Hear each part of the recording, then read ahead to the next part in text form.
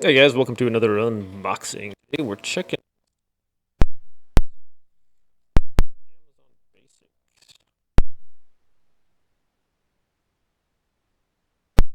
And it comes with 4 9 volts here. So if you buy them in bulk, it definitely gets a lot cheaper. Probably, I'm guessing the shipping. I've had pretty good luck with bulk. Anyways, with these, so if you buy 4 of them at a time, you're paying $2.10 per battery.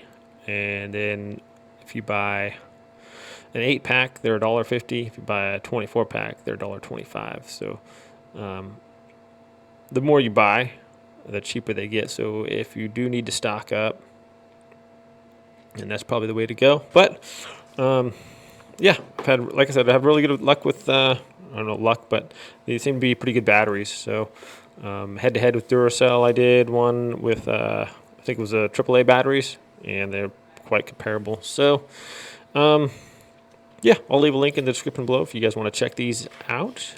The Amazon batteries. So I am an Amazon associate. Do get some kickbacks if you guys do want to support the channel. That's a great way to do it. Thanks for watching this quick video, and we'll see you next time.